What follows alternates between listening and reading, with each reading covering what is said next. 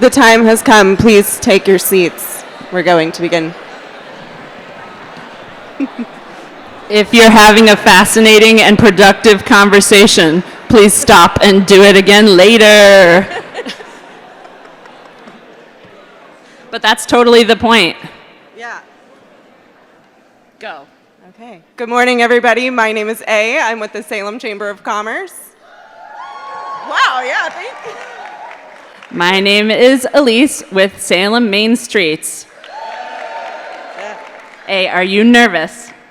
I am not nervous. Are you nervous? I am not nervous. And, I'm setting a timer for 4 minutes right now. We get 4 minutes. We have 4 minutes. To crowd warm you. So, raise your hand if you thought we were actually serving hot dogs and hamburgers at this morning meeting. Tee-hee.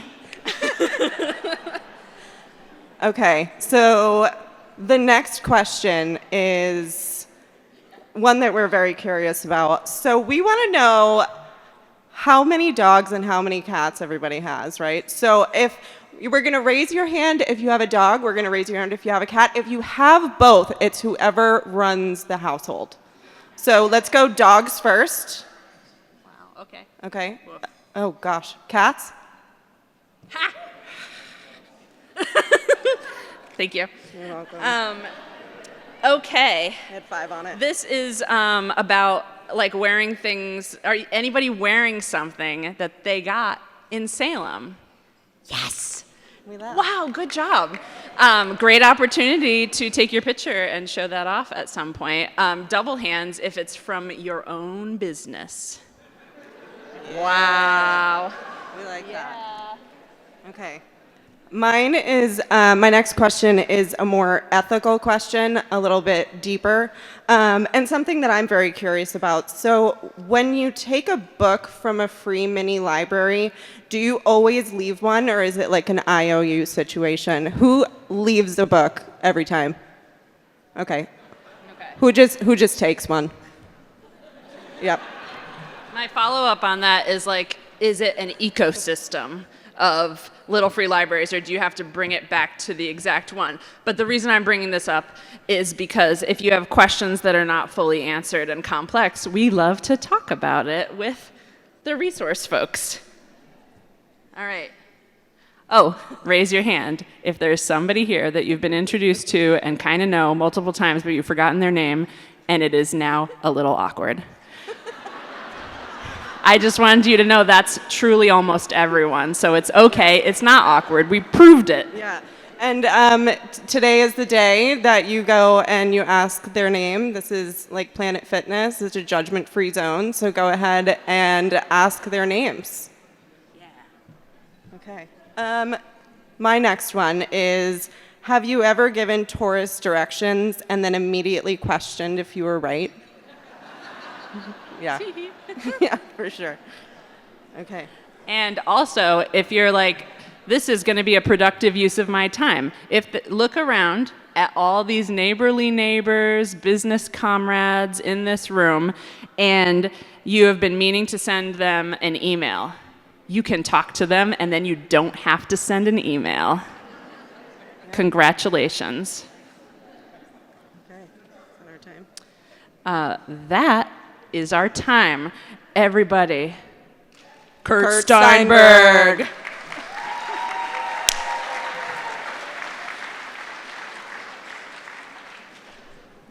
Well, good morning, everyone, and welcome to the Peabody Essex Museum. Great to see you. Good morning. Well, I'm Dr. Kurt Steinberg, and I'm the acting executive director and CEO of the Peabody Essex Museum, and it is truly an honor and a privilege to host all of you here this morning for what I know will be an important and meaningful conversation.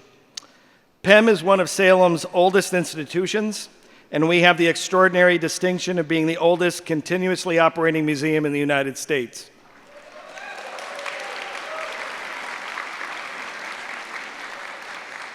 That history carries with it a responsibility. Not simply to preserve the past, to be part of the community's present and its future. I recognized that early on after coming to PEM, An institution with this history, this connection to Salem, and this role in the life of our community has to be a place where people can come together. It has to be a bridge, a place where different experiences, perspectives, roles, and points of view can meet in an atmosphere of mutual respect and understanding. Since coming to PEM, one of my objectives has been to make this museum that kind of bridge for community conversations.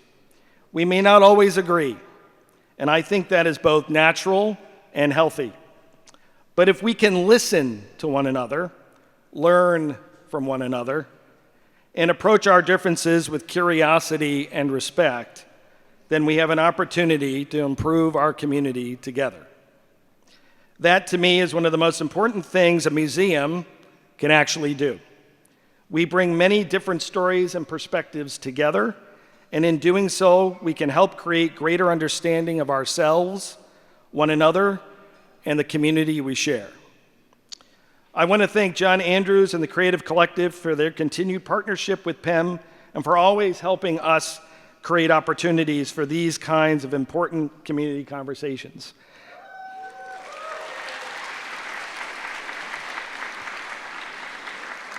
And John, not to make you feel any more weird, I'm going to look right at you and I'm going to say, thank you especially for your vision in bringing us together this morning.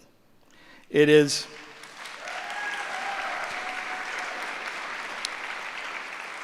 through your leadership and commitment to our community that conversations like this happen. So thank you, John, very much. And to all of our leaders, advocates, community members, and guests, thank you for being here.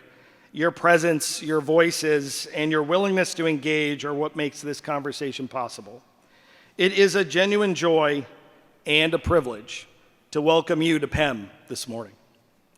And now, it is my particular privilege and honor to introduce someone who has dedicated herself to serving our community here in Salem and the North Shore, and who now has the opportunity to serve the entire Commonwealth of Massachusetts. It is with great joy in my heart that I give way to our Lieutenant Governor, Kim Driscoll.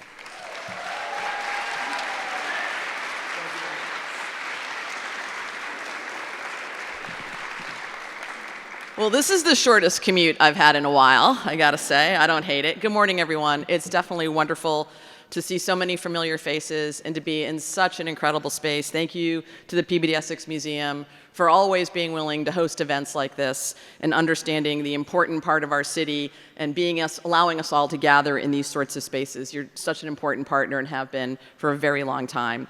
And I want to thank John Andrews and the Creative Collective, along with the Chamber, Salem Main Streets, Salem Partnership, and Destination Salem, and of course the City of Salem, all of whom are here and around the room for their help in convening everyone and bringing folks together for what I think is an important conversation. And the local leaders who were here, I think I saw Senator Lovely and some of her staff here earlier. I know Mayor Pangalo's here, Dominic, along with councilors Andrew Smith and Lydia King, folks who give back every single day, sometimes in a thankless way. So thank you to all of our organizations and our elected officials. Round of applause for joining us and taking away important things.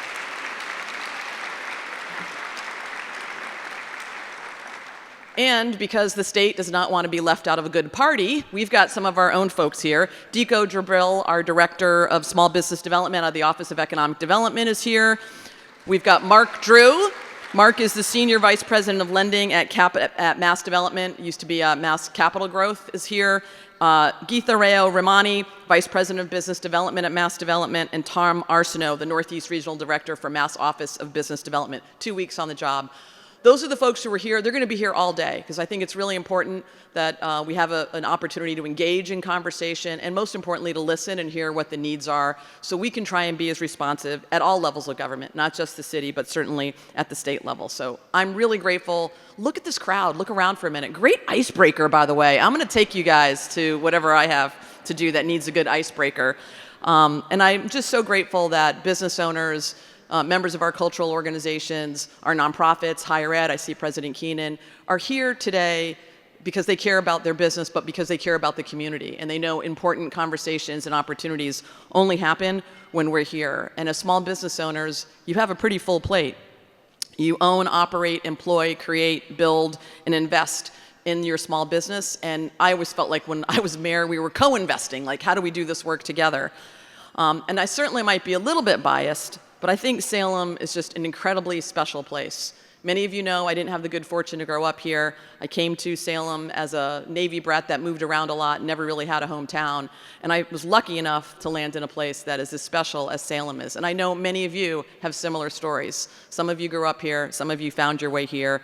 We all love this place. And you play an even, I think, more special role because you're creating jobs, you're creating economic opportunity, you're creating something that is harder to measure, and just as important, you're helping create the identity of this hip, historic, funky town that we're all lucky enough to call something for us, a home, a place our business is, the location that we make memories. If you look around the room, there are restaurants and retailers, artists, makers, nonprofits, cultural institutions, professional services, and entrepreneurs that really make our community a huge part of why people want to live here, why people want to visit here, and more importantly, why they keep coming back.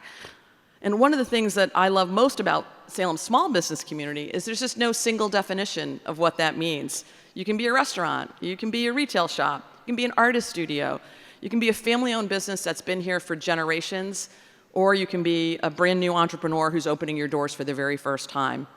And all of you are important and all deserve a seat at this table for how do we get better at what we're doing.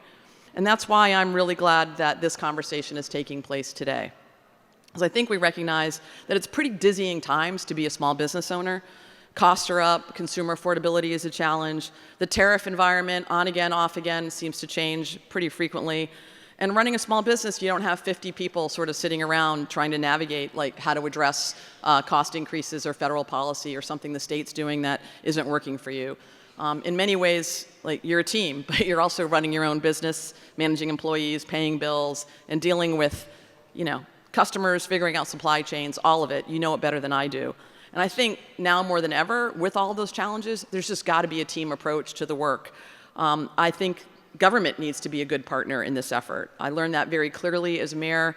I used to think really as the city, if you're putting your heart, your sweat, your tears, your treasure into running your business, like how are we co-investing in the success of that?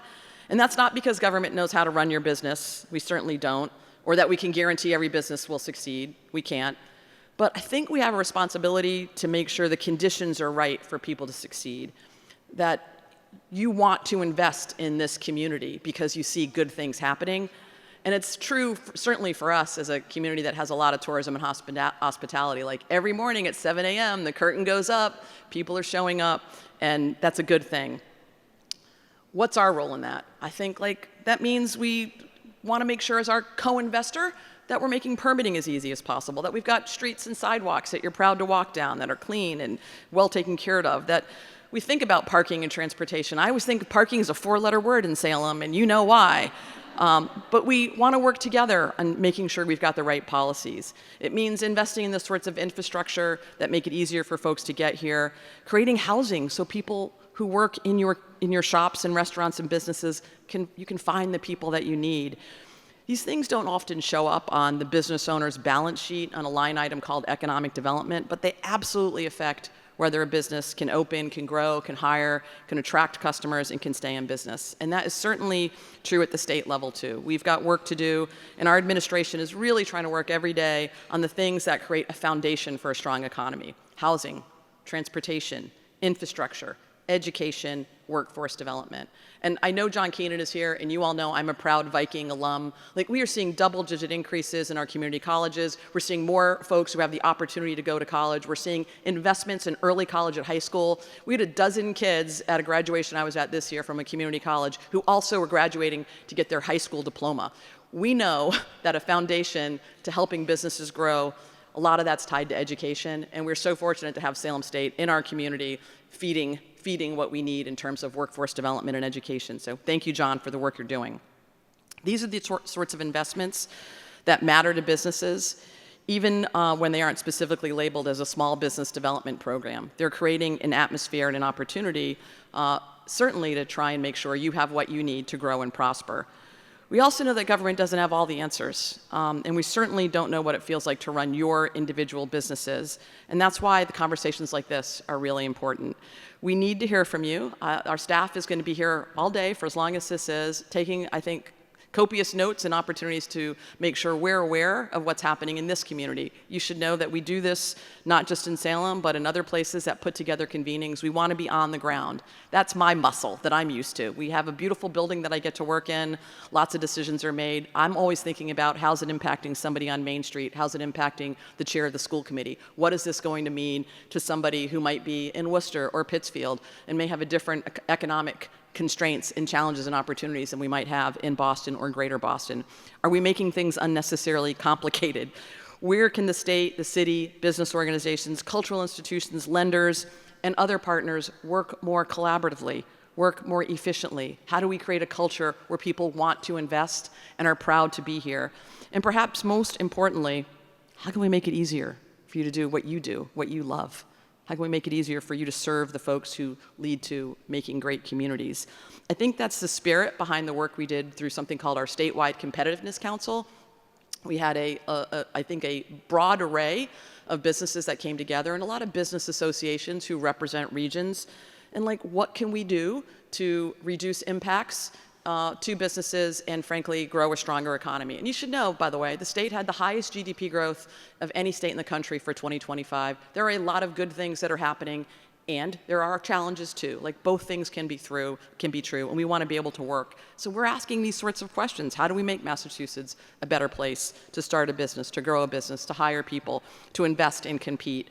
And that work includes small businesses, because as you all know, small businesses are truly the biggest part of our economy when it comes to who's making decisions that employ people. You are the storefronts that make a downtown feel alive. You're the employers who give people their first job or their next opportunity. You're the entrepreneurs who take a chance on an idea. And you're the people who make our communities feel like communities, where you get to connect with people, with neighbors. So I hope today's conversation is not just a chance for government to tell you what we're doing. We're doing a lot, and I'm sure you'll hear from some of that. But we also know that for Salem, for frankly so many communities across Massachusetts, to be economically vibrant, to be competitive, and to be welcoming, we've got to do it together. And that's why I'm grateful we're here. I know we've got our local officials who have always had a welcome ear to government, business, nonprofits, cultural institutions. I mean, look at the array of associations we have here. From a partnership who sets the big goals, from a chamber who's active, from Destination Salem who's leading the way when it comes to tourism and hospitality, from Main Streets who's like on the ground in our communities, helping run events and festivals, and of course all of you doing your part when that curtain goes up to make sure we've got something to offer folks. So thank you for willing to take the risk on putting an idea out there into the world and then building a great business around it. Think about the collaboration and the opportunities we have to do more in that regard. And thank you for being here. Like, showing up, adding your part to what we can do to make our communities better is not only going to help Salem, it's going to help the Commonwealth. And I'm really grateful that you chose to invest in this space for creating jobs, for creating opportunities, for creating community. And I think the only way we get better is when we have convenings like this and work to find opportunities for us to continue to be hip, historic, funky, and growing. Congratulations for being here. Looking forward to all that comes next.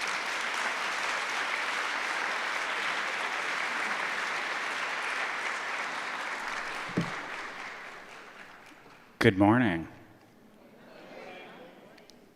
I'm not as confident as Kim on the mic, so just give me a second. All right. So if you don't know me, my name is John Andrews. I run Creative Collective. We are based here in Salem. I need to find my speech. Give me 1 second. I don't know what I did. I was so organized, too. Oh, here it is. First of all, this is Destination Salem throws this term around, but magical. Like, I mean, look around, the amount of people and faces and differences, and like, I couldn't have dreamed for a better turnout of folks from all walks of life, from all different types of businesses.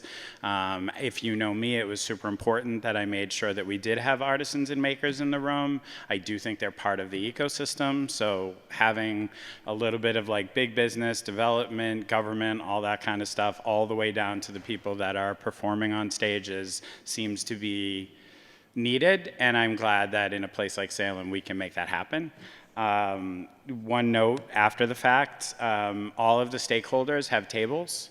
The city hall, if you can see this kind of intimidating line of folks over here, and there's also some sitting down, so they all showed up. So if you do have questions, if there's things you'd like to talk through, if there's someone that you haven't put a face to, grab them.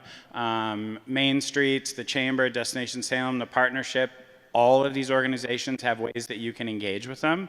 So engage with them and talk to them. All right, I'm gonna just read. So at this point, for the better part of a decade, I've run a business here in Salem with one pretty stubborn purpose: making sure the people actually building this community don't have to do it alone and they feel part of the process. 9 years of showing up at almost every table I could find taught me this: the entrepreneurs, the makers, the artists, the people opening storefronts, signing leases, hiring their first employees, betting pretty much their all on something they believe in, those people are the city. Not a program, not a talking point. This is the living fabric of what makes Salem worth caring about. And this isn't on the paper, but like, this doesn't work without all of you, period. Creative Collective supports more than 350 entrepreneurs, makers, artists, nonprofits, and small businesses. We're regional, we're not just Salem, but my heart is here. If anyone knows me, they know that. We meet people where they are, we help them find one another, and we make sure that they're visible to the institutions that shape whether they thrive or they just survive. Those are not the same things. I love this community because it's independent by nature, kind of creative, a bit stubborn, sometimes a pain in the ass, unusually good at finding a way through pretty much everything, but finding a way doesn't mean you should do it alone. That's why we put this together. To get all the people in the same room, from Highland Ave to Pickering Wharf, downtown to Vinnon Square, faces to names, and making it easier to get things done. I told the PEM that we would have 300 people. We had almost 400 register, so there's obviously a need for this. That amount of attendance, that amount of attention and show up doesn't happen because everything's working perfectly. This room wouldn't look like this if everything was working perfectly. It happens because you all care and the need is real.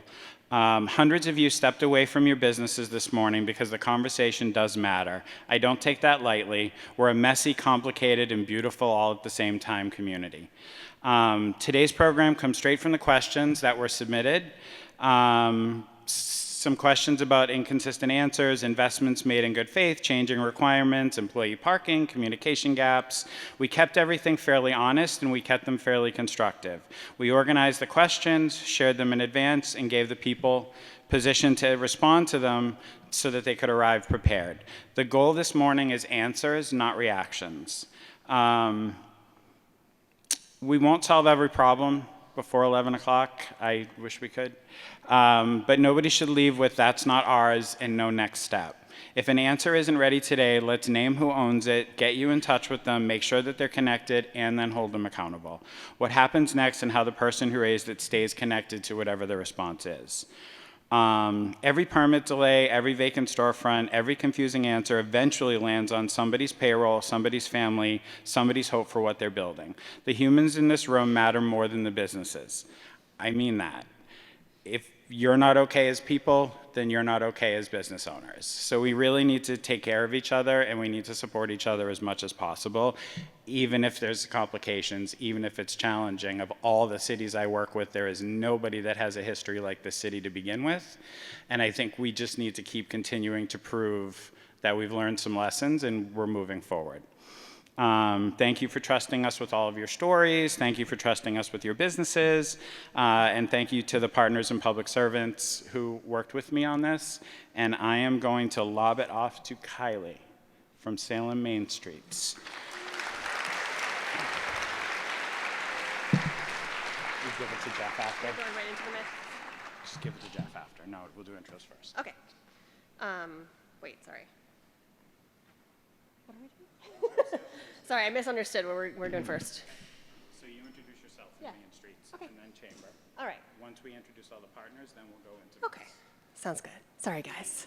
Hi, I'm Kylie Sullivan from Salem Main Streets. I think a lot of you know me, but those of you who don't, we are a small nonprofit. We focus specifically on the downtown and its year-round vitality. It's really just me and my colleague Elise, who kicked us off with the icebreaker. So that kind of answers part of the question of why we just focus on the downtown, because we're limited in our scope. But within that, we do everything, including free business support for every business, anyone doing business or doing a pop-up, every event. We do our own events that hopefully encourage all those things, and we also focus on resident engagement, which is a big component of our work. So with that, I'll introduce the Salem Chamber.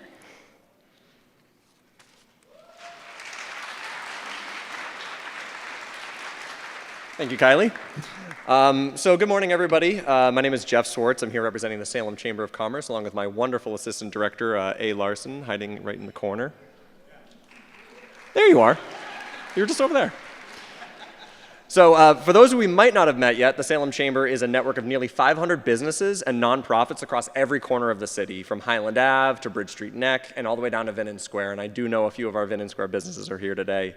Our mission is pretty straightforward. We try and make Salem the best possible place to live, work, and do business every day of the week. And so what does that actually look like day to day? So first, we make sure that you're seen and heard. We act as a giant megaphone for all of our members, whether it's sharing your updates in the newsletter, highlighting you in our content, or sharing yours, fielding phone calls and giving references and referrals. We make sure the community knows who you are, what your business is, and what you all do, and what your expertise is as well. Second, we're your direct line to answers and support. Running a business or a nonprofit means you're going to hit some roadblocks. Obviously, that's why we're here today. And so maybe you're navigating local regulations, looking for technical assistance, or just need to talk about your next idea or concept, and we're here for that. And if we don't have the answer ourselves, of course, we have nearly 500 members who one of them probably does or has experienced that same issue and overcome it as well. And so always learning from others and sharing that information with those who need it. And finally, we bridge business and civic life. We advocate on behalf of our businesses to the local government, including monthly meetings with the mayor in front of city council or commissions, to ensure that your voice is heard when these policies are being made. And we also encourage our members to step up as civic leaders. We're the Salem Chamber of Commerce and Civics, and that's something that we really want to make sure people remember. And whether it's serving on a city commission, speaking up at council, just letting people know, what affects your business and how we can all work together better on those important points of advocacy. And at the end of the day, you don't have to do this alone. John is completely correct in this. We are all here together. We all came together to organize this event. And when we speak up together, share resources, and collaborate with purpose, we can accomplish so much more than any of us could do individually. And so this morning's event touches on all of those ideas in a really wonderful way, and I did want to thank all the partnering organizations who came together to help do this, and to all of you, too, for making the time away from your business, sharing the questions, sharing your thoughts, sharing your concerns, and obviously making the time here this morning. Next up, I would invite Ashley Judge from Destination Salem.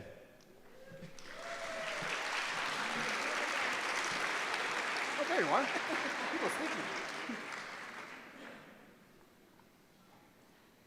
Good morning. I too am finding my speech. There are a bunch of chairs up in the front left if anyone gets fatigued. I thought I'd point that out. I also use the word megaphone, so just know that they're different megaphones. Maybe ours has a little razzle-dazzle, but I'm really happy to be here with you all. I owned a small business for 15 years before I stepped into this role at Destination Salem, and I have to say, owning a small business is climbing the Alps every day in a t-shirt, and getting people to come to one of the most magical cities in the world is easier. So thank you. The last few years watching what you guys have had to do has really stood out. I'm with Destination Salem, the city's official destination marketing organization. Jess and Bridie and Michael are over there at our table as well. Our job is to use our megaphone as well, different megaphone, to connect visitors with local businesses. So in 2025, Salem welcomed more than 4.6 million out-of-market visitors. According to Placer AI, that means that Salem ranks 7th in Massachusetts for trips and visitors and #1 on the North Shore. That's a lot of people coming here. People talk a lot about pre-COVID. We have now exceeded pre-COVID numbers by over 1 million visitors. So back in 2019, we had 3.6 million visitors compared to the 4.6 last year. And so far this year, we've had about 2.4 million people join us. And you may have heard, there's some coming. Destination Salem reaches visitors before they arrive. Our website generated more than 3.4 million page views last year, with a few million more on haunted happenings. Those are eyeballs learning, getting educated about your business. Our email audience is over 130,000 subscribers. We distribute hundreds and thousands of printed visitor guides locally, nationally, and internationally. We also reach visitors through social media and storytelling. We saw a staggering 20 million social views across our channels last year. That's 20 million people across the world interacting with your businesses. Our PR work keeps Salem visible in regional, national, and international outlets, including The Globe, NPR, Condé Nast Traveler. We also help visitors once they're here in deciding what to do next. If you've been to our visitor center on Derby Street, 120,000 people come into the visitor center each year asking where to eat, shop, visit, and explore, and we direct those people to Salem visitors. We also have our mobile app that saw over 5 million page views last year, and what's interesting about that is that was less than 100,000 users, so that tells you how many pages they are like looking at all of your businesses once they're on there.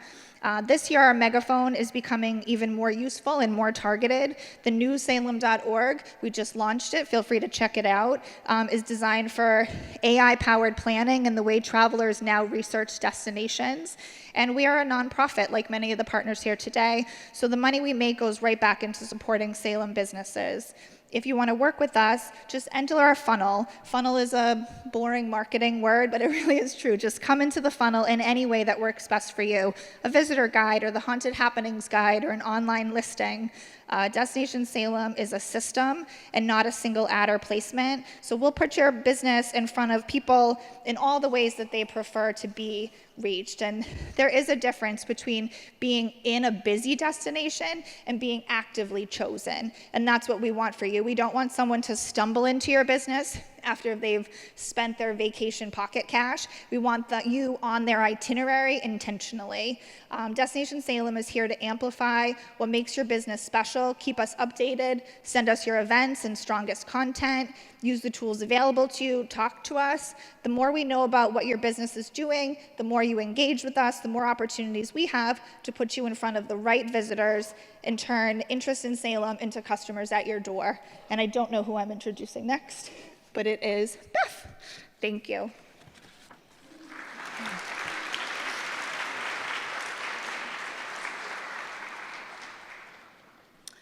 Good morning, everyone. My name is Beth Debsky, and I'm the Executive Director of the Salem Partnership. The Partnership's a nonprofit, public-private membership organization that advocates for large-scale economic development projects. The Partnership will celebrate its 40th anniversary next year. A brief history of the Partnership: in August of 1987, former Congressman Michael Harrington, now owner of the Hawthorne Hotel, invited a group of Salem business owners to a meeting with former U.S. Senator Paul Tsongas to learn about the Lowell Plan and how the Lowell Plan helped to revitalize downtown Lowell. It was clear to everyone in attendance that a lot could be accomplished if the city government, the community's nonprofits, and local businesses worked together towards a common goal. Following the meeting, the participants formed the Salem Partnership.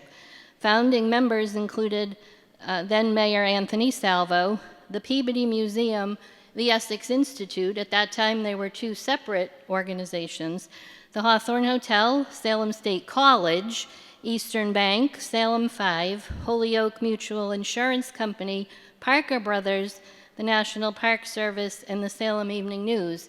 Many of those founding members are still members today. The partnership focuses on projects that take years to complete and that span multiple administrations at the local, state, and federal level. We are the constant that keeps projects moving forward. In recent years, the partnership's main priority has been to advocate for the construction of the South Salem commuter rail stop between Jefferson Ave and Canal Street to service the city's two largest employers, Salem State University and Salem Hospital. The partnership has helped to get federal funds for the design of the long-awaited station project. Design work is expected to begin this year. The project will include a new pedestrian bridge reconnecting Jefferson Ave to Canal Street, reestablishing a connection that was lost in the early 1970s.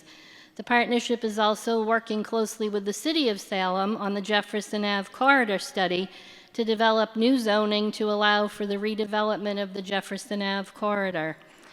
Our current members include the city, Salem State University, the hospital, PEM, House of Seven Gables, multiple nonprofits, private businesses, developers, and law firms. I'd be happy to talk with any of you if you're interested in learning more about the partnership and how you can get involved. I'm joined at the table by the partnership's treasurer, Gina Flynn from Eastern Bank. Thank you. And I'll, okay. So introduce them? Okay. Hi. All right. So I had two quick questions listening to everyone. Raise your hand if you knew what all of those people do before you walked in this room. So needed conversation. The other thing I was super curious about before the mayor comes up, obviously you all have businesses in Salem, or most of you have businesses in Salem. How many of you live in Salem? Raise your hand. So the next time that we see that battle of locals versus, that was almost every hand in the room. So the people that own these businesses live here as well. They are residents. They are your neighbors. They go to your restaurants. They go to your retailers. And I think that that part of the community isn't seen enough. These are not strangers. They're not people that are coming in from somewhere else. These are people that are leaving their house, going 2 blocks and getting into their businesses and running their day. So just holding some space for that. And I would like to invite the mayor up. Mayor Pangalo. Where's the puppet?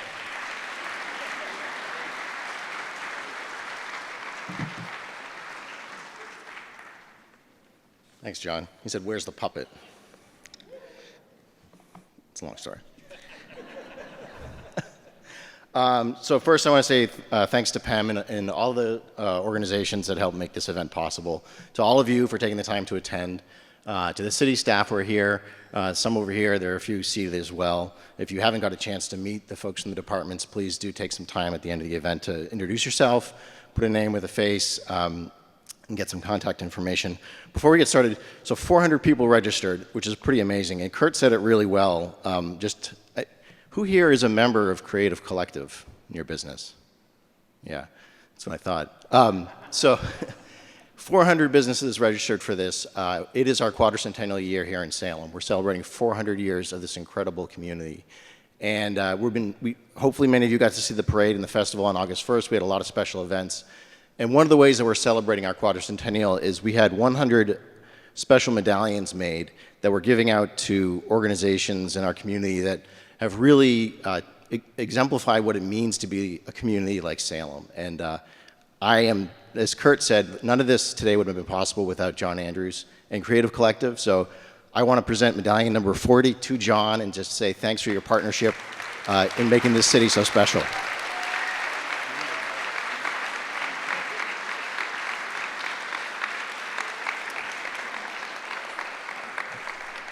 So the values that underpin our approach to small business as city government are the same that we bring to all aspects of our constituent services. They include transparency, accessibility, responsiveness, consistency, and a problem-solving mindset. And while we don't always hit the mark, we're always striving to achieve those through our actions. I'm going to highlight just a couple of things that we've done over the last couple of years and then talk about some stuff that's coming up that may be of interest. First, if you've not been to salemma.gov, we've moved all the business resources onto the homepage on a single menu. So if you go onto the homepage, there's one menu where you can find opportunities to bid on city contracts, how to get a business certificate, links to the building and planning departments and to Salem Main Streets, commercial design guidelines, the new Doing Business Guide, which is also over at our table here if you want a copy, local, state, and federal financial assistance programs, technical assistance resources, and a link to the zoning code. If you do not belong to Power Choice, which is the city's municipal electrical aggregation program, I encourage you to look into it, reach out to the sustainability department, or come over and talk to the team at our table. Power Choice is a low-cost electricity supply. The rates are better than National Grid. It's not always better than National Grid, but over time it has saved ratepayers in Salem, residents and commercial property owners alike, over $24 million on their electric bills. So look into that if you're looking for some affordability options. A couple years ago, we adopted a minimum value personal property tax relief measure that some of your businesses may have benefited from. There were 187 small businesses in Salem that saved money on their property tax bill as a result of that. We rezoned the B1 districts, which are our neighborhood business zones, to allow for more business types and uses to be able to take place in them, close to where people live. Over the last 3 years, we've distributed $1.1 million in economic development aid from the Community Development Block Grant, supporting 432 businesses and entrepreneurs. That's funding for business loans, storefront improvements, and technical assistance. Based on analysis that was, and recommendations that actually came out of a report that Salem Main Streets and Creative Collective had done a few years ago, we reformed our special events permitting and ordinance to try to make it easier to put on events in Salem. It really is such an important part of the lifeblood of this community. We retasked our city special events manager to help provide direct support to those people and businesses who are organizing private events. So he's not just working on city events. As I mentioned, we issued the new Doing Business in Salem guide. It's updated information, easier to read format. We've added city RFPs, which are requests for proposals, to our notification system. So if you go to salemma.gov/subscribe, you can now put your email address in, click a box, and you will get an email whenever we put out a request for businesses to do business with the city, and you can bid on those opportunities. And we've made the Economic Recovery Task Force, which was an organization that first came together during COVID to provide some immediate recovery and coordination. We've made that a permanent body called the Economic Coordinating Task Force, and increased our funding for Destination Salem and maintained city funding for Salem Main Streets. There's still a lot of work that we want to get done. So this fall, we're going to hold the first in a series of free webinars for anyone who wants to learn more about how to navigate our online permitting portal. And I know there's a question about permitting later, so I won't get into that too much. But if you use permitting through the city and you're not sure how to use OpenGov, which is our online permitting portal, you might want to sign up for this webinar and learn a little bit how to use the tool. We're also moving more of our permits onto OpenGov. So right now, not all of our permits are in a single place. We're going to get them all into one point of entry. So if you're not sure where to go, it's one click on the city homepage. We've contracted with the Collins Center for Public Management at UMass Boston. They're going to be conducting an independent review of our engineering department's regulations. We're going to try to find ways to make those less onerous and more equitable. Here we go. Permitting regulation reform. All right. Okay. There's a measure before the City Council tonight. I don't know if Councilor Varela is here, but he's been leading the effort on reforming the home occupations ordinance, which will give more latitude for entrepreneurs to develop businesses in their own homes. And as was mentioned by Beth Debsky, we're advancing an overlay zone for the Jefferson Avenue corridor to broaden the number of economic activities and possibilities in that part of the city. We're also partnering with the Mayor's Innovation Project and Cities Work, which is a consulting initiative of the Institute for Justice, to start a permitting reform effort. So this will include process mapping all of our current permits and identifying not just how many actions they require and the time it takes, but the cost. And I brought an example of a process map that CityWorks did for, do you want to open a restaurant in Philadelphia? So we're hoping it's not like this. But if it is, we need to know. If anyone wants to take a look at this, I'll leave it over there. Right. Diane's like, oh my God. And I'm also wanted to share, so earlier this summer I was invited to join America the Entrepreneurial as a founding mayor. I'm one of 2 Massachusetts mayors, part of this growing national coalition. It's an organization that advocates for a level playing field for people starting a business, for more access to training and tools to do so, and for policy solutions to the policy challenges that are facing people that are trying to start a small business, childcare, housing. You know, Salem, I think as the Lieutenant Governor and many of the other speakers have said, we have an incredibly vibrant business community here. And we want city government to be a partner in helping ensuring that remains to be the case and in helping you grow. The city also has a responsibility to keep people safe, to treat everyone consistently, and to stay mindful of the limited resources we have available to achieve all this. It's not easy work, but it's important work, and it's only possible thanks to the organizations that helped pull this event together today, the dedicated city staff who work every day for the city, and of course, all of you. Thanks so much.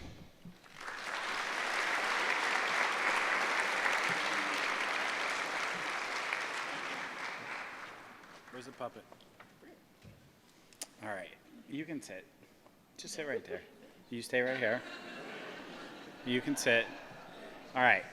So Kylie had this great idea, and I hope this works out well. So there are, as we all know, there are a lot of myths in Salem. Things that aren't necessarily true, things that, you know, the city doesn't own the mall, guys. We can't fix the mall when they don't own the mall. There's certain things. I am hyper-connected on social. I see all of the comments. I see all of the things. So we wanted to take a second and just do a little bit of a Mythbuster segment. I have a mic. If you would like to start with that. Sure. Kylie's going to start because I can't start. find my printout. So a lot of this is also just to kind of address some of the questions we saw come up that we're not really going to be getting into later because either they're really simple answers or they're really complex answers. And a lot of them are things I want to acknowledge, they're things you know, but you might not know it when you're asking the question. The biggest one probably is that private landlords make private decisions. There are a lot of questions about curating the businesses somehow. And that's actually not anything that any one of these partners can do. We can do a lot to support the businesses that are here. The city can incentivize things through permitting, through zoning. We can personally try and advocate for a business that we think is a good fit to a landlord. But ultimately, what happens in a space comes down to the actual lease between the landlord and that business. 99% of the time, I will never know what goes into that, and I don't think you actually want me knowing what goes into your leases. But we are here to support as much we can, but that is one of the things we really can't do. We can control the things we can control, like the farmer's market I can curate. We select businesses and balance them appropriately. But the rest of it, it's organic, and it comes down to individual private decisions. So just setting that out there, that's a big one. John already kind of got to the mall piece, but some of the answers are really complex. The mall's a really good one. Like, it's city-owned on top. It's privately owned on bottom. People who are in the publicly owned space come through the privately owned space. And it's just, there are some clear-cut things, but there are some things that can't really be dissected perfectly from each other. So there are some things that are kind of more in-depth conversations that we can have, if you still feel like we didn't get to it today. Also, even if things aren't our decision or they're not something we can impact, that doesn't mean that we can't help. So even if we can't control the final outcome, there's still a lot that we as the partners, we as a city can do to kind of help move people along and hopefully get you to the next steps and maybe change the dial somewhere. So we're hoping to kind of some things are yeah, I can't fix that, but hopefully let's keep talking about it. It's not ever a hard no. So, Jeff, you want to move on from there, from kind of what that means? Yeah. Thanks so much. So, myth number 4. Salem has insufficient year-round wayfinding, and signs are the only solution. Well, yes, wayfinding maps, digital tools, events, and social media promotion exists. The question is how they all work together and how can we get people out to more districts across the city. And all the organizations that are involved in this event today have discussed and will continue to discuss ways to move visitors around the city at the ECTF that the mayor mentioned as well too, the Economic Coordination Task Force. We talk about this all the time, and we just need to get people out of the already busiest areas of downtown Salem, down to the waterfront, Bridge Street Neck, North Street, Jefferson Ave eventually, when that gets fully redeveloped. So there's a lot of exciting opportunity, but there are a lot more than just signage, and so there's a big reason that why we ask everyone to post their events to all of our calendars. Tell us what you have planned and tag us in your social media. Let us know so that we can help push people towards those things. People go where things are happening, and the Chamber, the Creative Collective, Destination Salem, and Main Streets will let the visitors and the locals know what you've got planned. And we'll talk a little bit more about this as well in the questions section. Myth number 5, openings, closures, relocations, and vacancies are the strongest indicator of business health. And they are signals that need a time period, a source, and context. They're not the sole indicator of business health. Kylie, Kate Newhall-Smith, and Stephanie Owens and I, the 4 of us meet monthly, discuss these very topics, keep records of who is looking for space and who has vacancy available for lease, and to support the businesses, both the tenant and the property owner, in getting their needs met.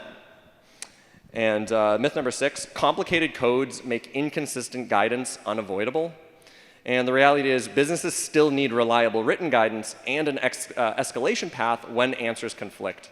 And we hear the issues that businesses are having with codes and enforcement. Again, very grateful for all the input that everybody gave before the event today.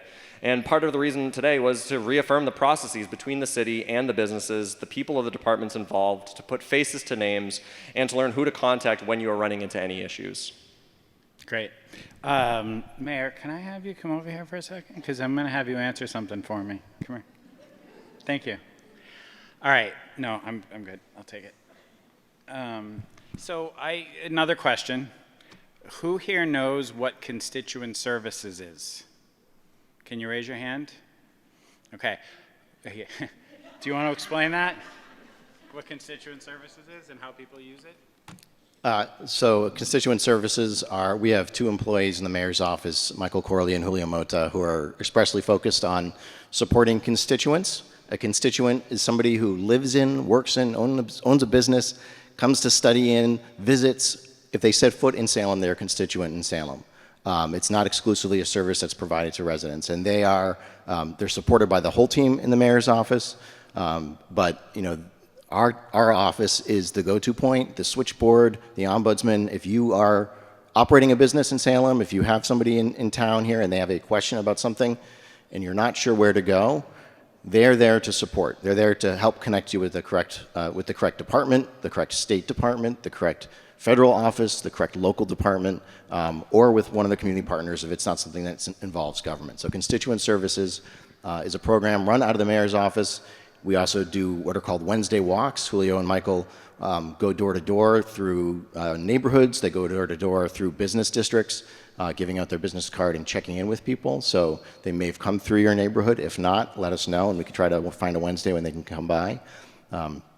It also involves City Hall to Go, when we bring that lovely banner over there and information about how to get a library card, how to pay a bill, how to open a business. And we go to block parties and neighborhood events and community organizations, and we set up a table and we help provide answers. Those constituent services, Lisa Peterson's my chief of staff in the mayor's office, is here as well, and she's the quarterback in the office on that effort. So if you have questions, you can also talk with her. Can you do one more definition? Does everyone know what an ombudsman is? Raise your hand. Do you want to explain it for the rest of the folks? Could you use that word? So by that I mean somebody who's there to represent the people who are reaching out to them. So they are employed by the city, but the constituent services team work for the constituents of the city. They work for the people, and if you have a problem, their job is to help problem solve it. They don't know all the answers. They can't make decisions on a permit, for example, but they can help get you connected to the people that do have those answers. Did everyone just learn something? Because I did. And I have one myth, super easy. If we do not mention the thing that you sent in the email when you registered, that does not mean it's off our radar. We had about 45 to 50 questions. We consolidated it down to 13, so we didn't keep you here all day. We did review all of the questions with the entire team, so the mayor's office is aware of everything that was in those questions. I didn't hold back. Anything that people sent me, copy and pasted, sent it to the mayor so he could see it. So everyone is pretty updated on everything that you all said and your feelings. If you are engaged with any one of these organizations more than others, and you have stuff that you would like to share with us after this, please let us know. I don't know if this is a one-off, but I'd rather it not be a one-off. So if we can steer the conversation into a better space, obviously we're trying to squeeze a lot into a very small amount of time. So there, we're going to go to questions. We all had a group meeting. We facilitated the questions. We brought them down. We have some experts. They're going to answer the questions. Who don't I have up here? I need Beth.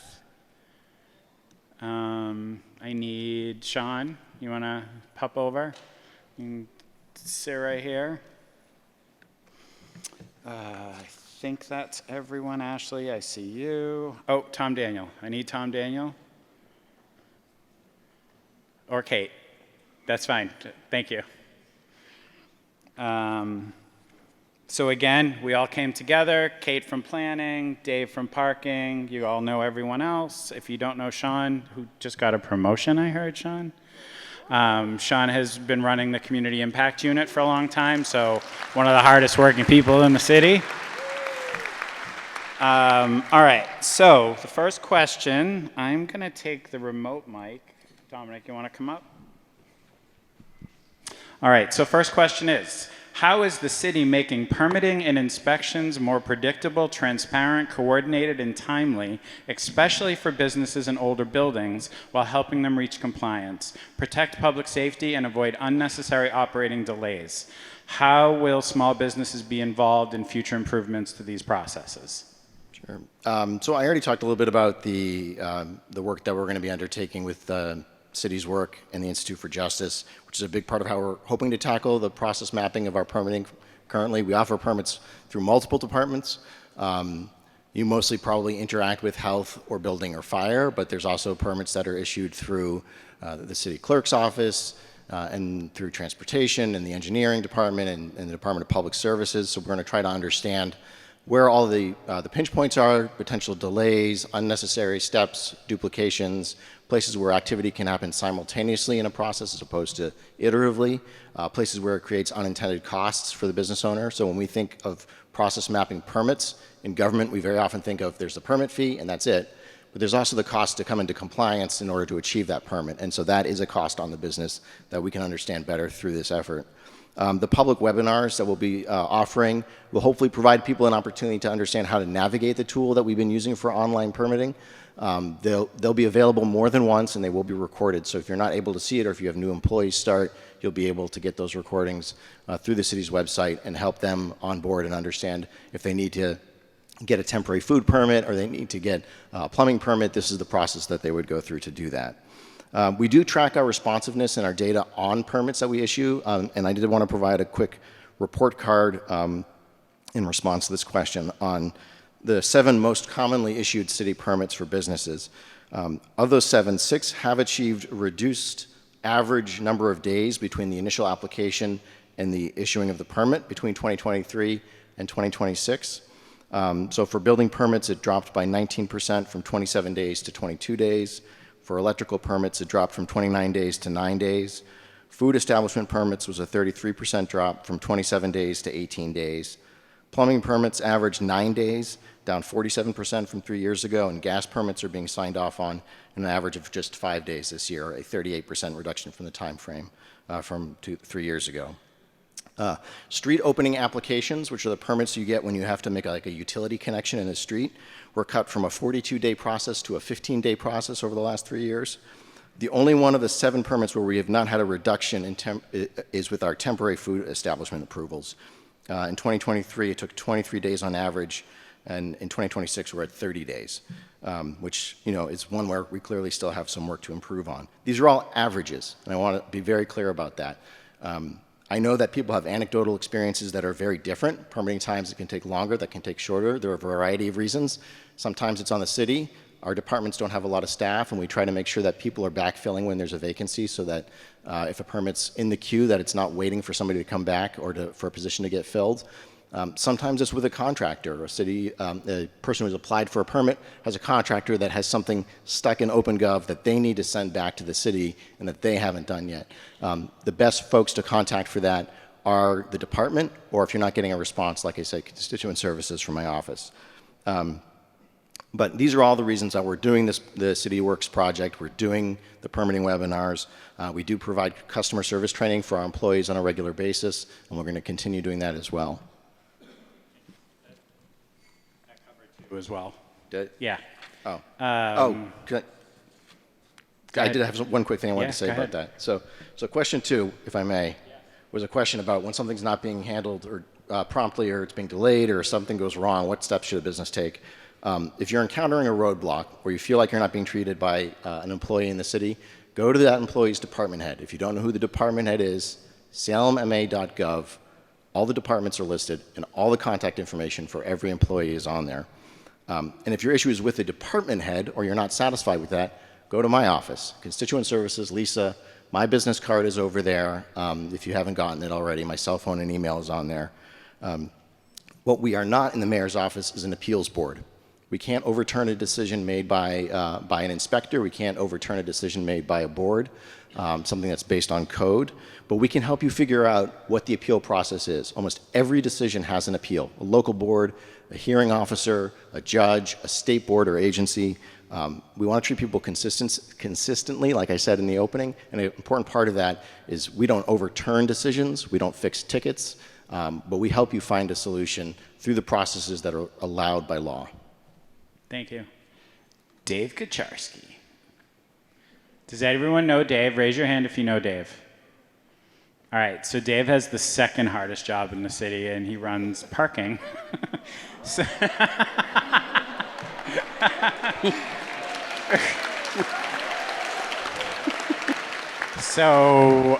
the question for you, Dave, what affordable, dependable parking options are available to downtown employees year-round and during October? We didn't bring up October a lot, but it was important in this case. What payment or planning alternatives are available for workers who do not use smartphones? So the majority of public parking where you have to pay a fee, about 65 to 68% in the downtown, is priced lower than, say, the lots where it's 4-hour max or the on-streets. The two biggest suppliers are the downtown Museum Place Garage, which some of you may have used this morning. That's $1.25 an hour, but there's other options that you could pursue. For non-residents, you could buy a monthly card for $80. If you're a resident, it's $70. So for $80, essentially, if you use it 20 times in a month, it's $4 a use. There's no time limit. Understanding that it is first come, first serve. It's not guaranteeing you a space. We also offer barcode passes. These are 20 uses, and they're good up to 12 hours each use. For non-residents or residents, those are $65. So it's about $3.25 to park in the Museum Place Garage. This is also interchangeable with the South Harbor Garage, which is also operated by the city. So those are some options where if you don't have a cell phone, you can pursue those. The MBTA Garage, not under the city's purview, but it is open to the public. It is affordable. It's $5 weekdays and $2 on the weekends. Again, if parking is available. There is an app for that particular garage. We also have the Riley Plaza lot, which is adjacent to the post office. We offer about 115 permits that we sell for $50. We sell them 4 months in advance. They're good Monday through Sunday from 8 a.m. to 6 p.m. So again, these are the majority of spaces for long-term parking intended to be, for the most part, less expensive. There's also the Church Street lot, the West lot, with a little over 140 spaces. There's a resident rate and a non-resident rate, so I saw a lot of people raise their hands. It's a resident rate of $1 an hour, $1.50 if you're not a resident, but your vehicle needs to be registered in the city of Salem. We take the excise tax information and we upload into our passport app, and we call it an allow list. So you still have to register yourself, but then it gives you that discount. If you're a resident, you could also park for free in those lots on Sundays. And in October, weekends, there's also free parking for residents in those lots where we are raising rates to try to raise funds to help do all the activities that do occur during the month of October. Speaking of October, there's also the temporary resident parking that goes into effect. You'll see those green signs that go up around the city streets. Those are only regulated Monday through Friday beginning at 5 p.m. So if you want to park there during the day, that's allowed. On Saturdays to Sundays, it goes into effect from 12 p.m. to 7 a.m. So those are options that are, again, if you can find the parking. We also have an agreement with the Salem Hospital. There's a hospital lot on Jackson Street on weekends in October that provides free parking. It's a 300-plus lot. That's about a 15 to 20-minute walk to get into the core downtown area. So those are just some of the options we have. I'll be here to answer any additional questions if you have them. Thank you. Dave, 2 quick questions. Sure. One, if someone doesn't have a smartphone, how do they engage with getting all of this done? So the monthly pass cards or the barcodes or the Riley Plaza, you can go to the parking office at 1 New Liberty Street. It's the office that's under the garage. If you head out this way, keep walking, it's on your left. We have very helpful staff that could help you make those purchases. We still do have on-street metered parking, as I mentioned. There are streets on the outskirts of the downtown area where it's unregulated. And then during October, it only kicks in 5 o'clock or 12 p.m. on weekends. And I had a thought, but I'm going to ignore it. You're fine. Thank you. Oh, wait. You have a website, right? Yes, we do have a website with this information. Great. Yeah. So it's all available online. Yeah, because I can't break that. Yeah. Reach out. Yeah. Yes, please. Go ahead, Kylie, because you're next anyways. Yeah. So thanks, Dave, for sitting down with me and John and Jeff last week. It's been a really long week. And one of my to-dos this week is distilling a lot of what Dave just said into a document that is like kind of a tips and tricks for employees and business owners that we can share that reminds a lot of that. So that is a resource that will be coming out in addition to the parking thing. I will say that I take some responsibility for putting us into part of this position for your employees and workers who are non-residents, because I'm pretty sure I was one of the people who was like, now that we're doing plate reading, we should charge more for non-residents. And but it is hard for employees. So we're going to kind of just make sure you know what advantages there are for them that are still out there, and kind of help navigate that. I live in Beverly. So I've got to figure out how I'm going to park in October when needs be. So, but that's okay, because I think a lot of the benefit of actually getting some more revenue where we can is really important. The one thing I want to remind people is if you are a resident and you're not being recognized by the app right now, don't wait. Go to the parking office. I think there's like a mentality out there like, oh yeah, like things are changing over. I'm just going to wait. It hasn't caught me yet. Just go fix it. Make sure if you are a resident that you are getting those benefits when you're using the app, and go to the parking office, get it taken care of. There's not a way for you to do it on your own. Great. And just as a connection point, Jeff from the Chamber is also on the Transportation Committee. So do you want to say a little something quick? Yeah, I just wanted to add in. So I'm the vice chair of the Transportation Committee, specifically on the Transportation Commission, to be the voice of the business community. So if you have any thoughts, concerns, ideas around parking, obviously I'd love to chat about them. I wanted to add on a little thing. I'm focusing specifically on October. So we encourage all the businesses in the entire city, if you have underutilized parking space, particularly on weekends in October, apply for your business for the October parking overlay. You can actually make money for your business if your lot's not being used, and also help solve the parking problems in the city by selling your spaces. There is a permitting pathway for that. It's very straightforward, and Dave Kucharski's transportation office and the parking office will be able to help facilitate that for you. So I highly, highly recommend that. I would also encourage businesses, and I'm going to try and help facilitate a little bit of this, of connecting some of the businesses with some of those lots that might exist. Obviously, every business has employees. They need that parking in October, particularly on the weekends. Those third shift employees who are changing over, or the second shift employees coming in the mid-afternoon when everything's already full. That's really where where a lot of the thought and concern is that we know the capacity will never exist for everybody, but how can we create these strategic partnerships between businesses who have it and businesses who need it? And that's one of the things we'll be focusing on. So I just wanted to really plug that October parking overlay as I think a really good solution for what is obviously the tightest time of year. And all of this is on all of our radars. So if you need to talk about it or you have thoughts or solutions, let any of us know, and we all engage a lot. Yep. And one last thing to add too. So while the October shuttle won't be running on weekends this year, the Salem Hospital lot on Jefferson Ave is still free available parking. And again, it's only about a 15-20 minute walk. So you're walking right by the police station too. So pretty safe route. Great. On to you, Kylie.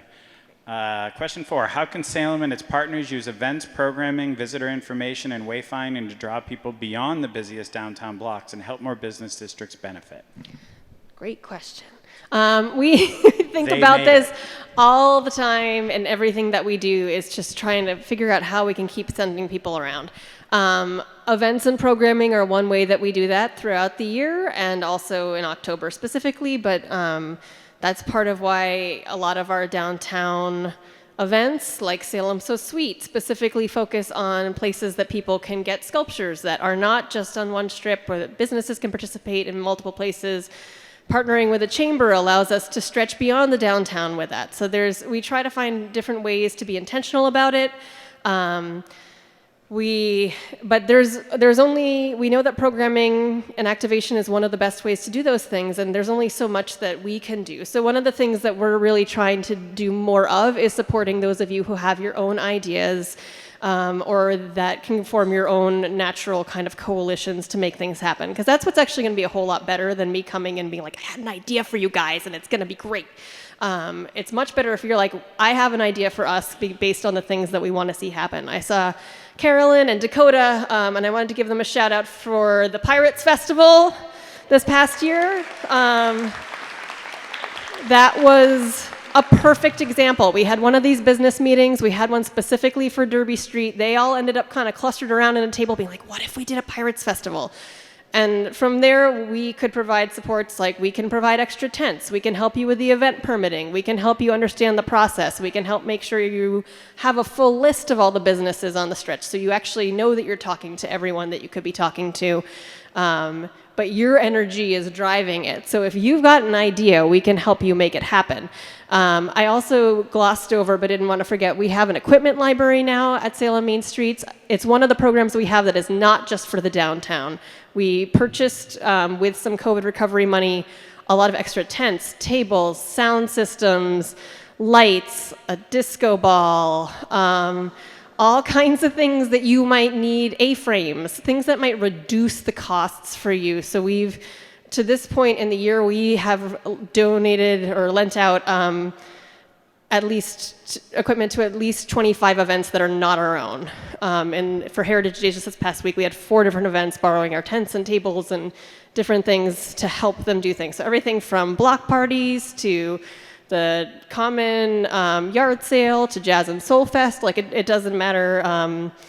The Die With Your Boots On has borrowed our lights for the Nagley Prom and things like that. So if you have an event that you're thinking of, and if there's a way that we can help you take the cost off, that's something we really want to help with. But we also want to help you navigate the processes of having an outdoor event.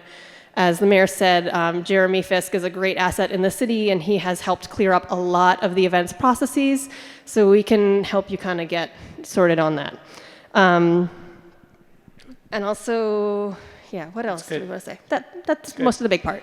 But just, and tag us. The more we can promote what you're already doing in different places, the better, because we don't see what we don't see. So just tag us. All right, Ashley, you're up. I'm going to read as you walk. Why does tourism matter to Salem's economy, and how can tourism facing year-round legacy and non-tourism businesses benefit as part of this one local economy? This will be the last time I say this, but I do want to tell you, if you brought the wrong shoes, that there are 9 seats in the front. You wouldn't have to climb over anyone. No one will care. I wouldn't want to stand that whole time. Okay. Why does tourism matter? Tourism matters to Salem in the visible ways, obviously, like customers in our restaurants, shops, museums, hotels, and attractions. But some of its broader economic effects are harder for businesses and certainly residents to see, which is why Destination Salem is working with the city to build a brand new financial model for measuring Salem's tourism. We're working to better understand how the visitor economy contributes to Salem's tax base and overall financial picture. We're also looking at the money that comes directly into the city from tourism assets like the Witch House and Pioneer Village. Not every city is lucky enough to own properties like that. It's not for a soundbite. It's not for our About Us page. We're trying to build a clear, defensible way to understand where tourism creates economic value and where that value really shows up. Salem does not have a tourism economy and a separate local economy. We have one economy.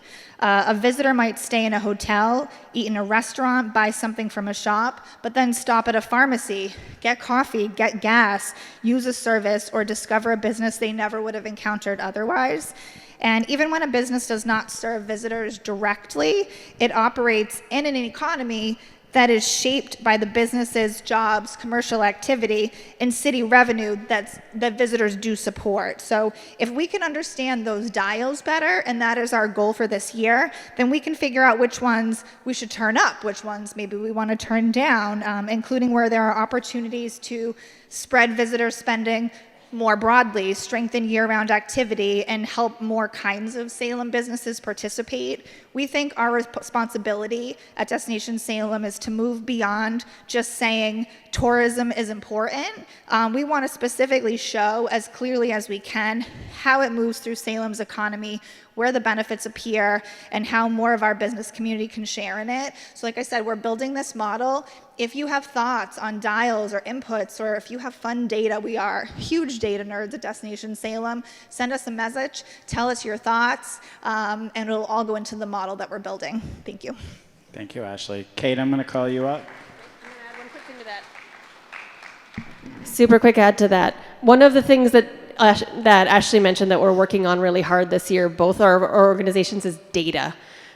We've had not enough of it, and we're both trying to get a better hold of it. So if you're in the downtown, you're also going to be watching for a business census from Salem Main Streets that gets a better understanding of how many people you employ, roughly, and things like that, so we can tell that story a bit. But also, one thing I do know for sure is that over 85% of the businesses in the downtown are locally owned. So when Ashley says we are one economy, that's like all of you. You're the ones who are also spending money at all these different businesses. So it's really important that you all get connected. Thanks, Kylie. All right, Kate.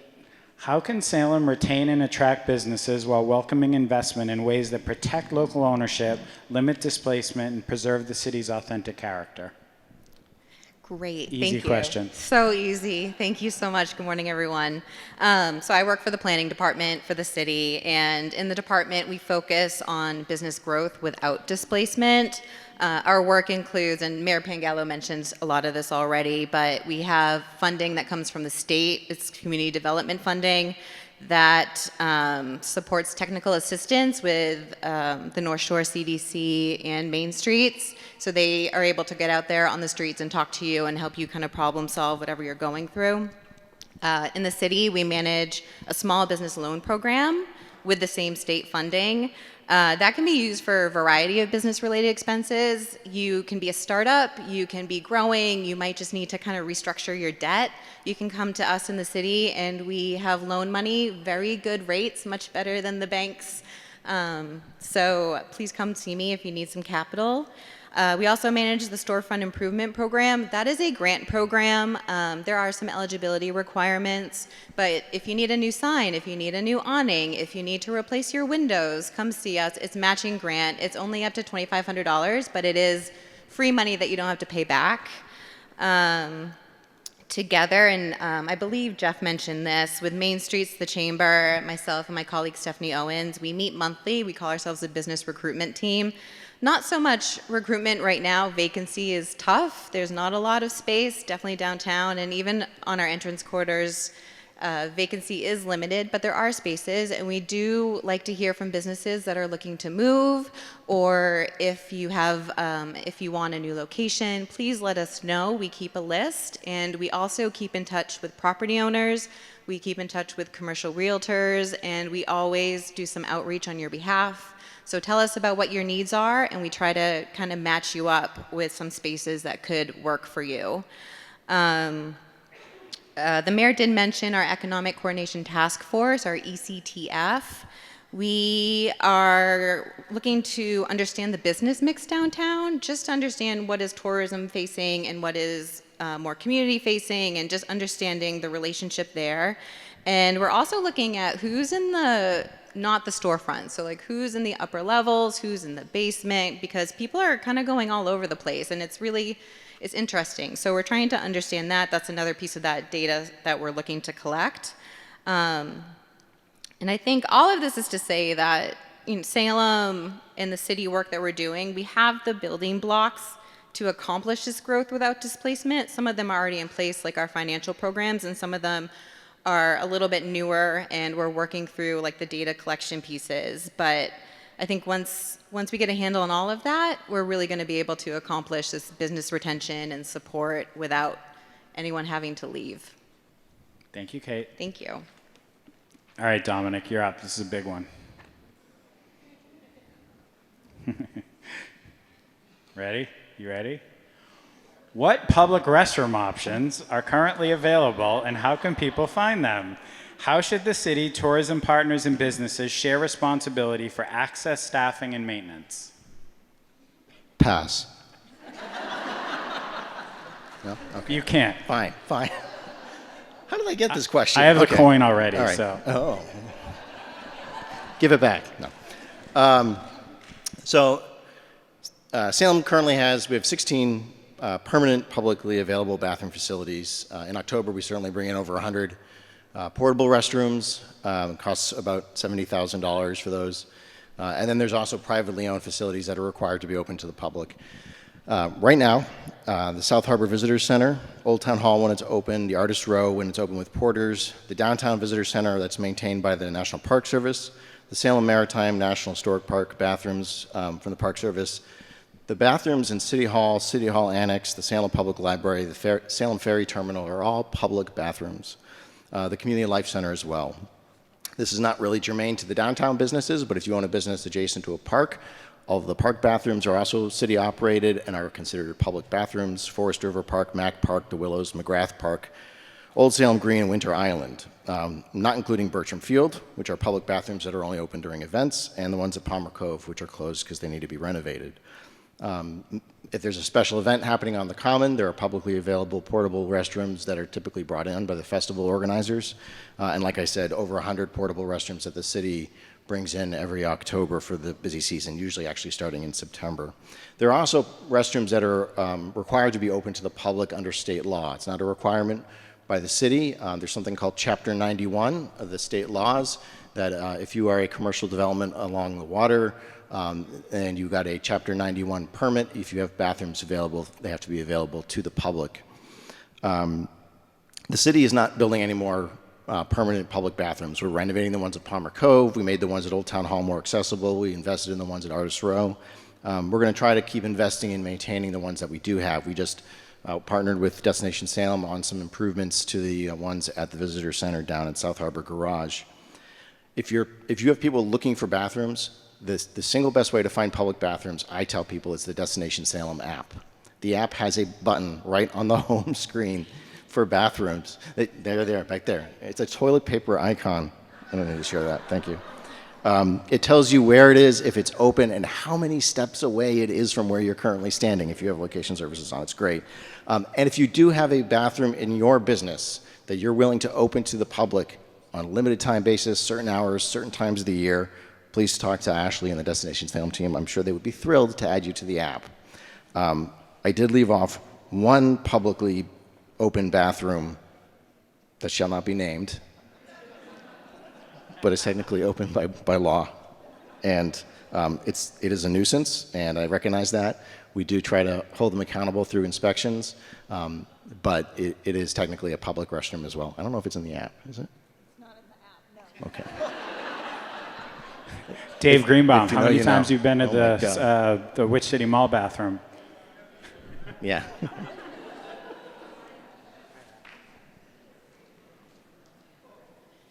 If you are interested in a unique marketing opportunity, the #1 most visited tab in the Destination Salem app is the bathroom tab.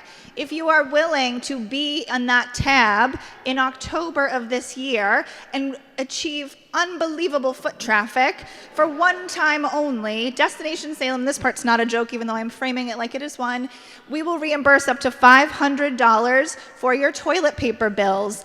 Give it a whirl. See what happens. Open them up this season. See how popular you become. It is the most visited tab in all of the internet in Salem. I encourage you, find us, join the toilet paper icon. Thank you. That made a fascinating segue. Sean, you're next.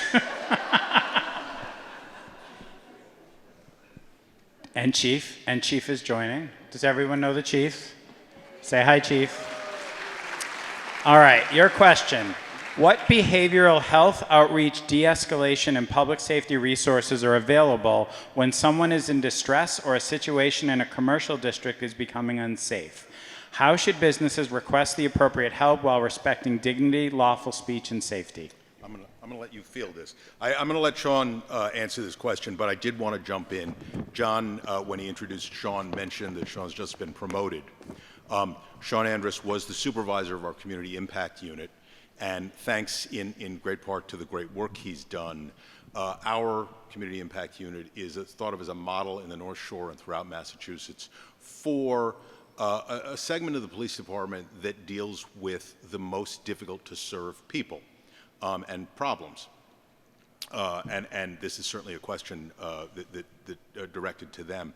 But Sean has been promoted from sergeant to lieutenant, and his main duties will now be officer in charge, which is a position that runs the police department on any given shift. In other words, where the rubber meets the road, the personnel, resources, and policy provided by the executive staff of the police department is applied to all the problems in Salem.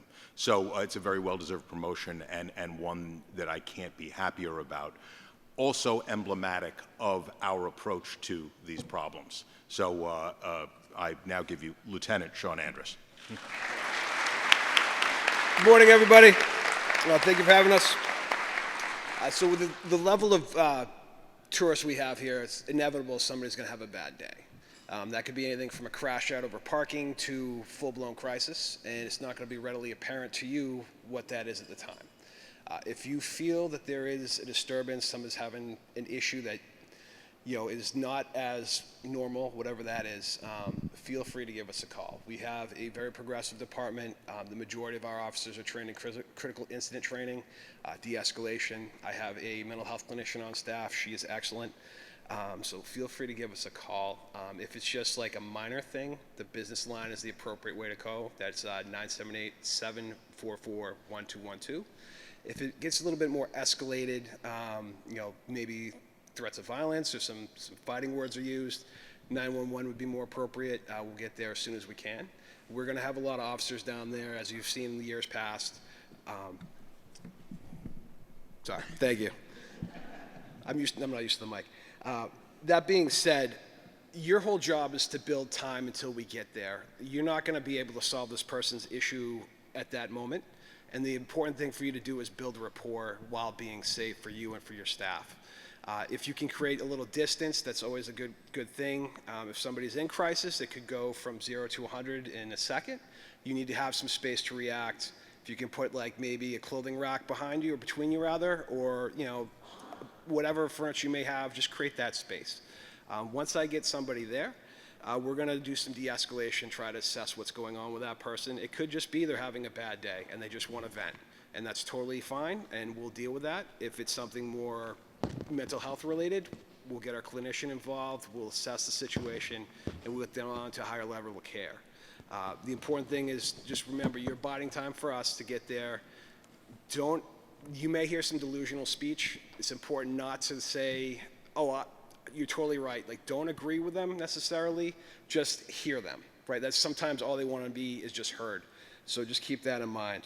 But we are here to help you. We're not going to go crazy bananas. We're trying to help people as much as we can. So don't feel bad calling us. That is what we do. And anything we can do to help you, call us. And if you need anything, feel free to email me. I appreciate your time. Thank you, Sean. Dominic, I'm going to have you come back up. Yeah, you get all the good questions. Question 11. We're almost done, by the way. How can Salem manage taxes, growth, infrastructure, and community investment so development produces lasting benefits without creating unintended pressure on local businesses? Taxes, restrooms, oh my God. I don't want your job. Well, I could spend a lot more than a couple minutes on this. I mean, the challenge of balancing growth is fundamentally the challenge of government and community development overall. In Massachusetts, we do have limited tools available to cities and towns to invest in the things that we all want. So cleaner, safer streets, great parks, great schools, responsive public safety, more staff to get permits processed faster, public bathrooms. There's a state law called Proposition 2.5 that limits the amount that any city or town can raise through property taxes, which is actually, in my opinion, a good thing. It puts a cap on property taxes, which is the most regressive form of taxation that's out there. It's a tax on an unrealized capital gain. So when your home goes up in value, you can't use that value to buy groceries. But we're also required by law to have a balanced budget. We're not allowed to have a profit. We're supposed to spend as much as we raise. And so those two factors combined, a cap on what can be raised through revenues through the property tax, and a requirement to balance the budget, is effectively a cap or a limitation on how much the city can spend. It's not a judgment. It's just a fact of the arithmetic. So in reaction to this, there's a number of things that we can do to try to encourage growth, manage growth, and use it to reinvest in our community. We try to diversify revenue sources. We try to seek out grants whenever we can. We grow our tax base. We're a pro-growth community, and that doesn't mean saying yes to everything that comes in the door, but it does mean keeping an open mind and not reflexively saying no to everything either. And that applies to both housing and commercial. When demand outstrips supply, which is what we're seeing with housing, what we're seeing with retail storefronts, that drives up the cost to rent a place to live, to rent a place to start your business. And growing the tax base also helps the existing property taxpayers, because when there's more taxpayers contributing to the services that we all rely on, it lessens the extent to which government needs to rely on existing taxpayers to pay the bill. Additionally, that new growth, when a new building is built, that doesn't count towards our limitations under Proposition 2.5. So it really is really important to solving our needs from a resource perspective. We also look at innovative tools.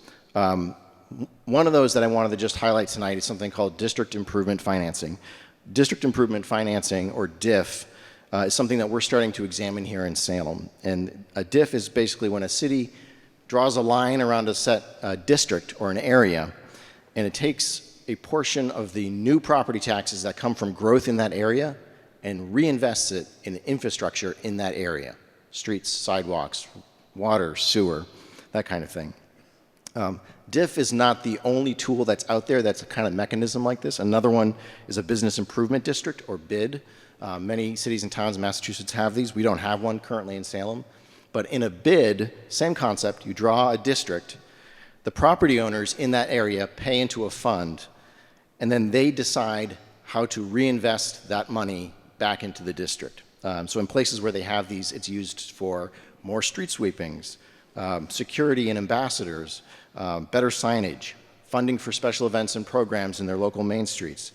It really is a force multiplier for what the city alone can do because of the constraints of Prop 2.5, and it gives agency to the businesses and property owners who are putting the money into the bid to be able to choose what they think the priorities are and invest in it as opposed to the city.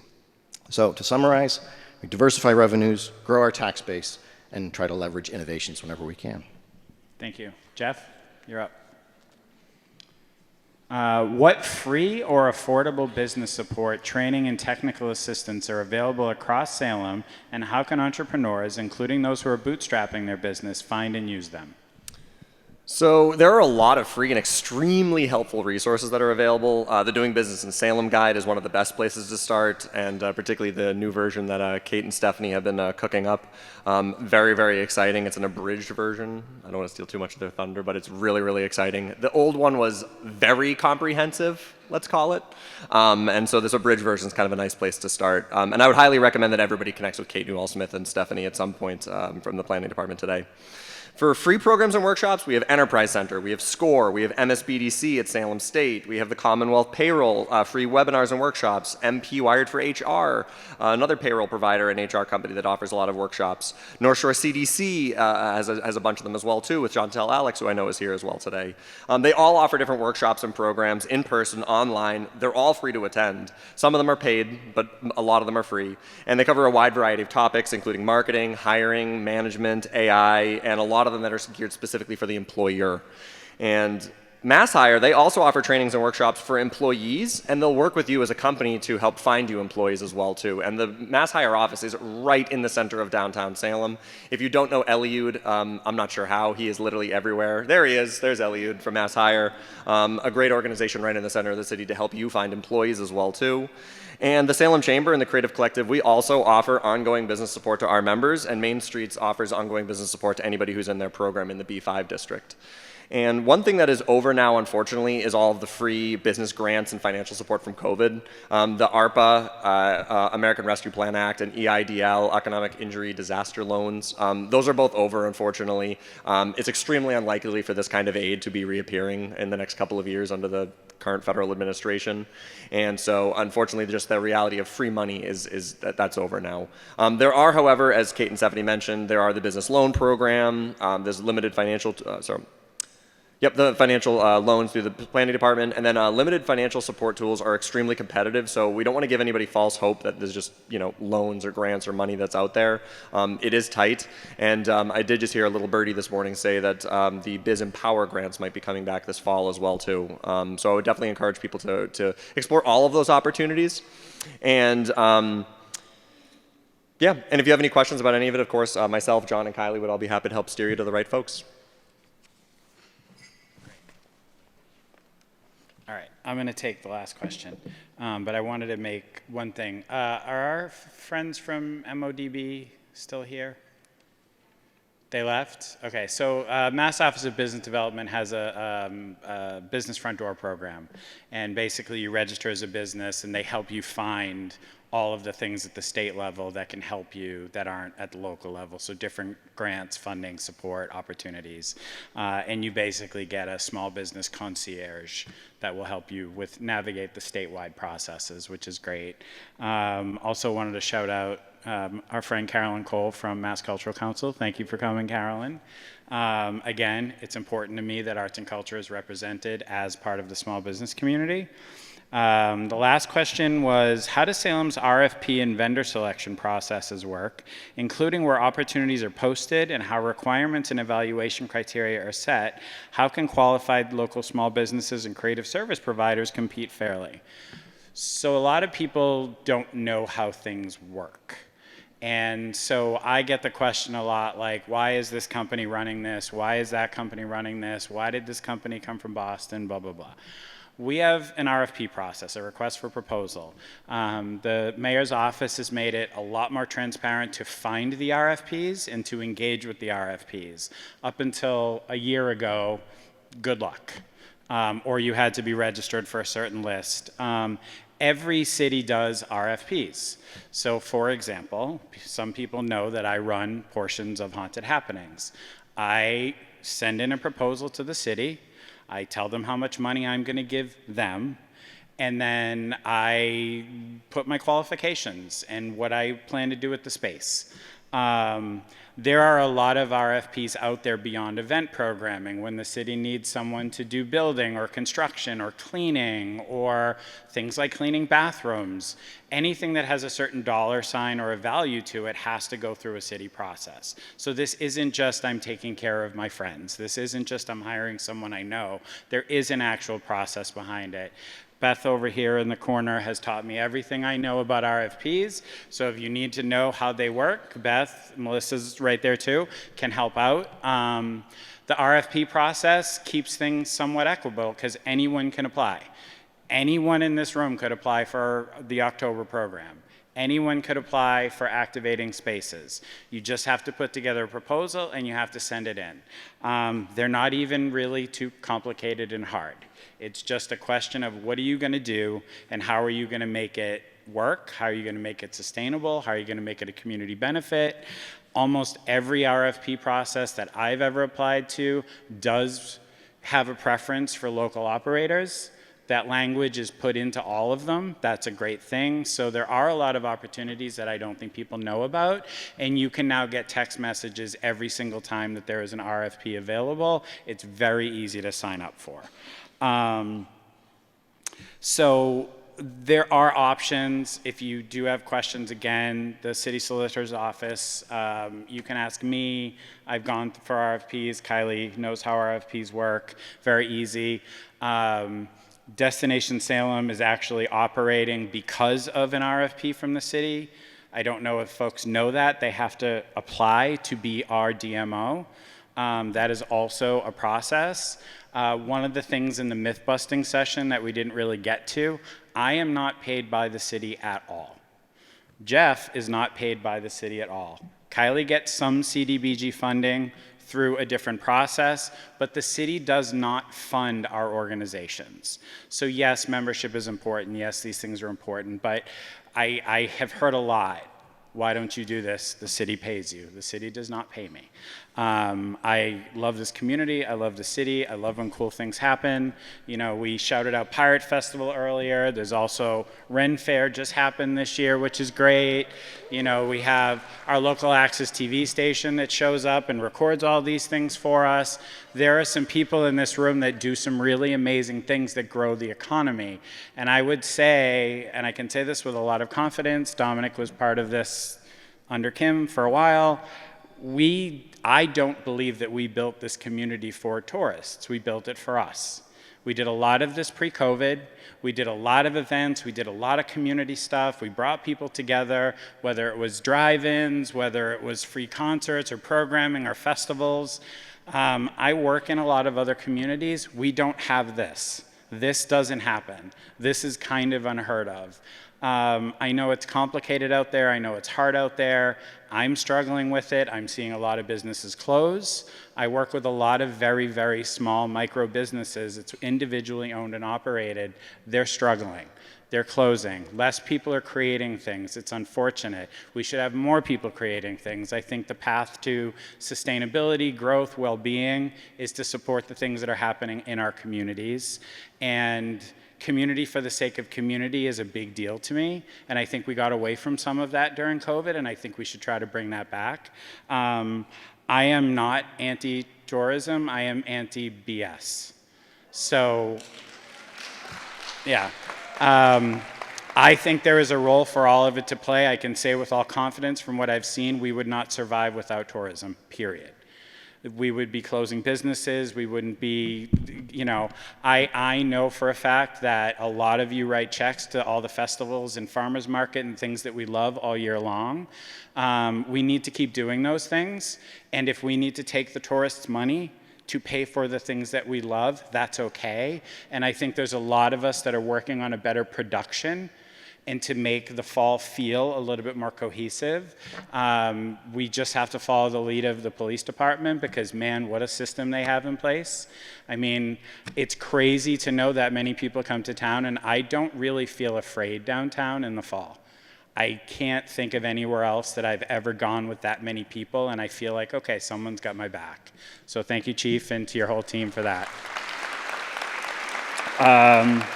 There are meetings coming up in reference to haunted happenings. We really didn't want this to be a haunted happenings meeting, so I really appreciate everyone's understanding that we were trying to talk about the rest of the year as much as possible. All of us are deep in haunted happenings planning now. The mayor and his team don't stop all year. It's not a, we're in November 1st and we stop. It just doesn't stop. I know the chief, the same thing. This process, I don't know that a lot of people really understand how big and intense and crazy it is. From bringing in neighboring police departments to borrowing equipment from other cities to, it's a lot. There is never a lack of work being put into things, and I just don't want to leave this room with anyone thinking that someone isn't putting in everything that they have to make it work. Could it work better? Everything can always work better, and I think everyone in this sitting up here wants it to work better. I do love this city very much. I built my business here. This is the third iteration of my business that I've tried to build here. And everywhere that I go in every other part of the state that I work in, I bring the lessons that I've learned in Salem, through Salem, with the partners. And everyone's like, how do you do it? How do you do it? It's because everyone kind of figures out a way to work together. We don't all love each other. We don't all agree on everything.